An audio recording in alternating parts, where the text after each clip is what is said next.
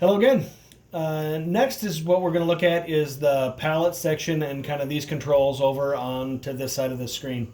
So this is where we configure those upstream keys, downstream keys, transitions, and color generators that we were talking about. So not going to go too into depth on this, but just kind of show you what's available. And there's some really good resources on YouTube to kind of learn more about what these can do. Anyway, color one, so you select your hue, your saturation, luminance. You can also click on it, and then it brings up the Windows or Mac, whichever color picker palette thing. So you can select your colors there. We've got a white, we've got an orange. Pretty self-explanatory. So you can push the little tab there to change which color you're affecting. Next is the upstream key. And that's kind of probably the thing that's got the most configurable things. So the upstream key can be configured as a luma key. So that means it's going to be looking at brightness and darkness to know what to key out. So like for a church doing song lyrics, they would use a luma key. Black would be what is transparent, and then anything that is not black would be the lyrics, and so everything that is black would become clear. So you'd in that scenario you say camera 3 is your input for your song lyrics. The key source is black, but you can pick any of the other sources or media players or color bars as the key. But black, and then you can mask, so you can kind of chop how much of the frame is being actually keyed out, and then pre-multiplied. So here you're setting your tolerances for kind of so it knows what is black if it's not quite black, and so you can kind of set where that clip is and then how much gain is on that. And I don't have a source that I can really put in there to kind of play with that on the downstream. But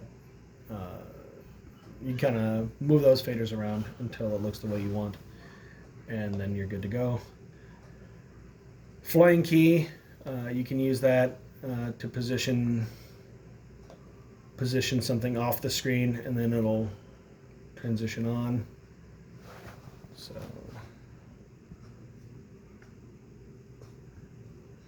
So if you want it to, if you have a lower third or something off the screen, maybe we can just configure that real quick here. So multiplayer, I'm going to put the lower third into the media viewer.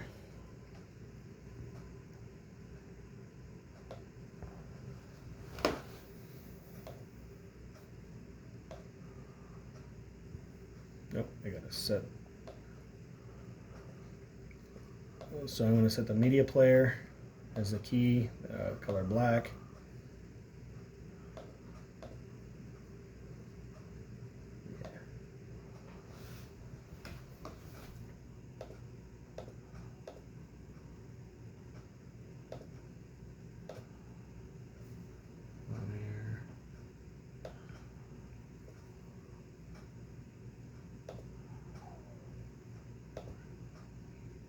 Yeah. So we see there, the New Life Fellowship logo's there, and then I can, zoom it out to infinity, back to full, and then I can make it go in the top corner of the screen, so I can kind of make it go wherever. You know what? If I put that paradigm logo, because that's a full screen image, put that in there. So. Yeah, here we go. So we can kind of see that it's there, but it's kind of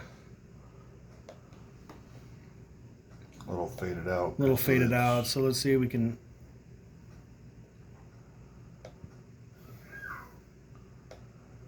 See if we can play with those settings a little bit. So he's editing the pre-multiplied key to make it show up and also have the camera image and not be And this faded out. it won't be because that logo is already dark. It's not white.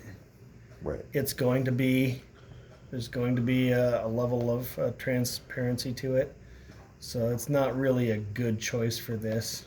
Yeah. But we can play with the flying key with something else in a minute because I have an idea.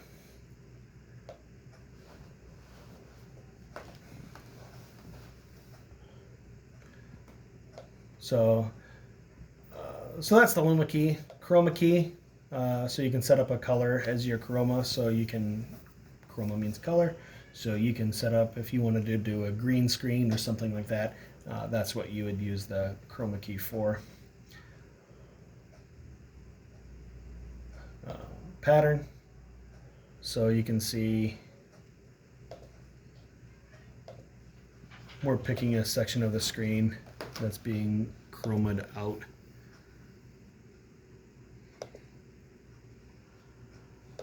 Or not chroma, a pattern.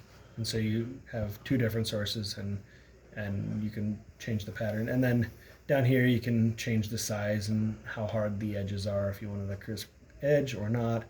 Again, you can also do a mask and make it fly on and off. And then, oh, it slipped on me. Then DVE,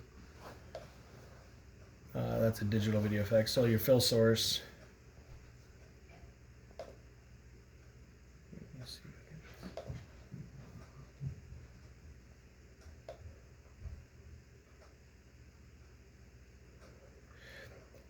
DVE is what you use for picture-in-picture.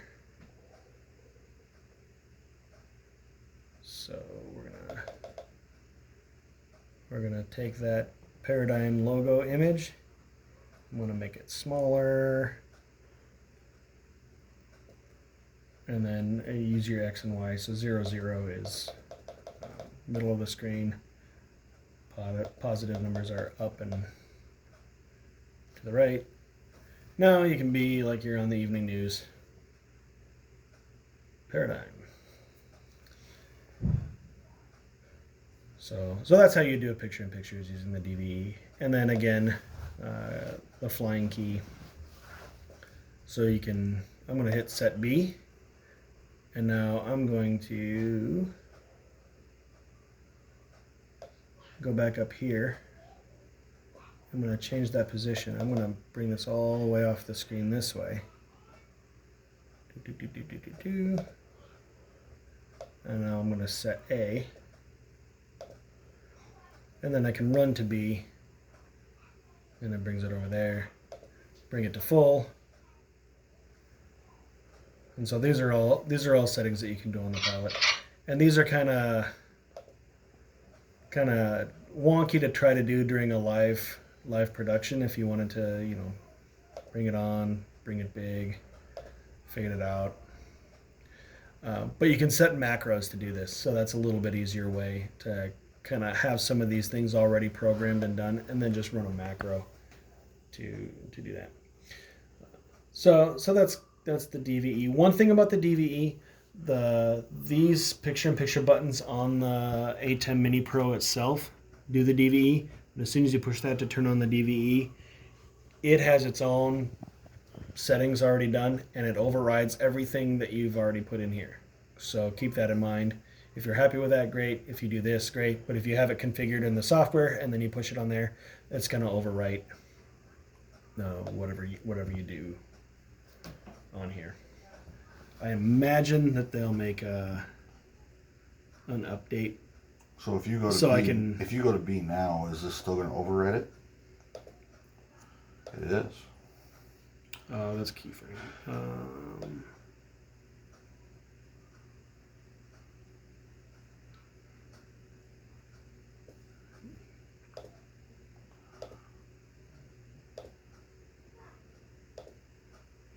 Yeah, you know what? I ran to set B, so I'm pretty sure that's what happened because it's still going to A. Oh, okay. I got you. It's going to full. Yep. So I overrode it, but so it will keep those.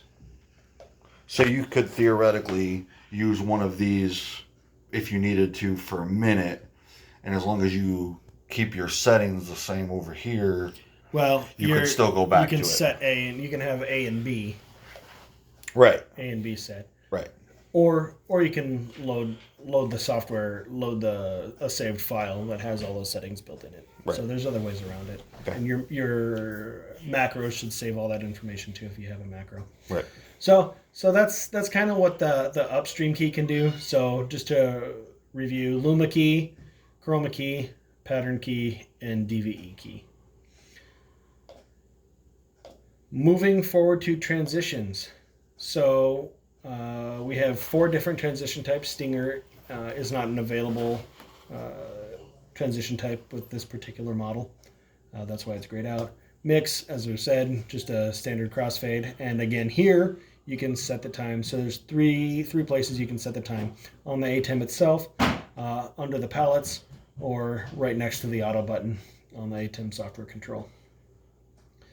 Dip, again, you can set your rate, and then you can select your dip source. So what you're transitioning to in between. So I like this logo a lot.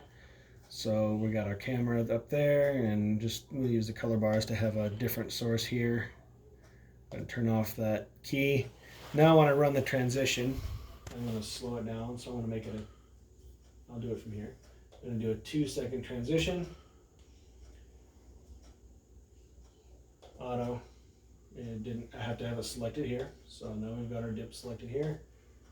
We see paradigm, and then it transitions. So that's kind of what the dip does. Wipe. Here you can select all the different shapes of the wipe. This is the closest thing to a star wipe that we can do. But then you can change your symmetry, so you can make it bigger on one side than the other, and then you can change your position, so you can move it around on the screen. You can change your border, so its softness and width, so how fuzzy and everything that is. All of those settings are available here. If you accidentally hit Control, it makes it a cut bus. Then auto, and we're still on dip. You have to actually change it here. The change of style, changing settings over here doesn't do anything if you don't actually select the right one. So there we go. Star wipe to me. Only it's the 4-pointed star. 4-pointed star. 4-pointed star wipe. I do what I can. There you go. So that's the transitions. And there's a DVE. Real quick, if you want to do a DVE transition, then you can't have a DVE key active, and vice versa. If you have DVE selected as a transition, then you can't do a DVE.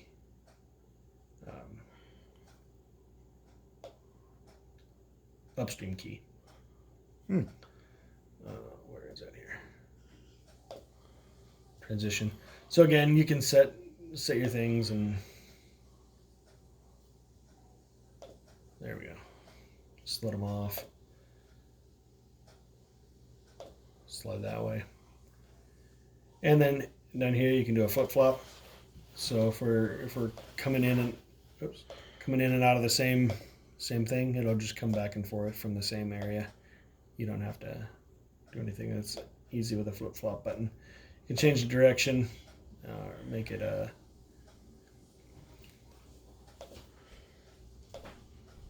invert it. Yeah. Yep. And you can enable some effects, so you can do a fill source and put a key. So this is kind of why, if you're doing a transition with the upstream key, there's settings there for that. Okay. And then again, your pre-multiplied key. Yep. For all that. To fine tune. Okay. Cool. Downstream key, very similar to the upstream key, except it is only a Luma key. So you can see here we don't have all those options. So it only functions as a Luma key, which is why it's really good for logos and stuff. If you just want to have a watermark in the upper corner, or I can go back to that lower third logo for the church. There. So we fade that on. There it is down in the corner. you know who you're talking to, leave it up for count to establish it, and then fade it out. I think I hit it twice. Or you can tie it to in transition, and then when I hit the auto button, and this is going to look silly because it's just the color bars, but it's there with the color bars, and then when I transition again, it's going to go away with it. So it'll stay with the transition. There. Again, your sources, your masks, and the pre-multiplied key and everything for that. Last thing here is the fade to black. Audio follows video, so if that button's clicked, audio is going to fade as well. If it's not clicked, you'll still get audio even when you hit the fade to black button. And then you can set your rate there. You can also set your rate right next to the button. All right. So that's kind of the control palettes there for the upstream keys, downstream keys, transitions, color generators, and so forth. So all of those are done there and configured there. Again, there's some really good videos on YouTube for really getting into what those are and kind of how to set them up for your particular needs. Media player, the ATEM Mini Pro has one media player built in, and by media they mean still image, not video content. So you can load, and I'll show you in just a second where you can upload that content to, so that it's available for you. Would that be for like the scoreboard stuff that we were talking? It could be, but that might be a little cumbersome because you have to upload it, and scoreboard stuff happens really fast. Okay. So, different option for scoreboards might be better. Okay. We were talking about, I think it was Boxcast. Yes. But anyway, so media player, we'll go over that in just a second. But that's, you have one media player, and you have 20 spots that you can put stuff in there. Output. Now here's we're talking about our live stream. So we've been on air for 33 minutes and 20 seconds. I'm going to go off so we can see this stuff. So we can choose our platform here. So right now it's selected as the ATEM streaming bridge. Built in Facebook, Twitch, YouTube, Twitter, and Restream. Oops. So all of that stuff is all there. Server default seems to be the only option, and then here's where you put in your key. So for the stream bridge, we just go into the stream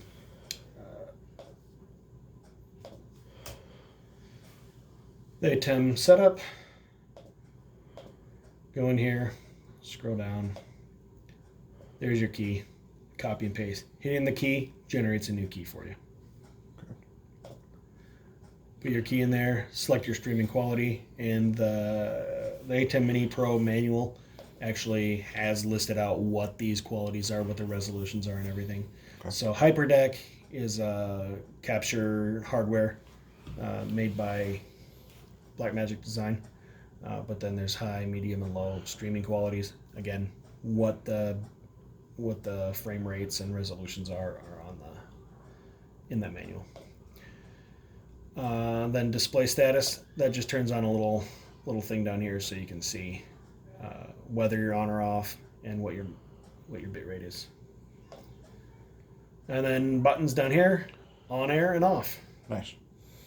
So they really like to have a button for everything instead of a one toggle button, one button for on, one button for off, That way it's a lot harder to accidentally hit the wrong button. You actually have to hit the right button. If you hit on twice, you're not going to accidentally turn it off. Mm-hmm. So I think that's kind of that. Record stream, very similar.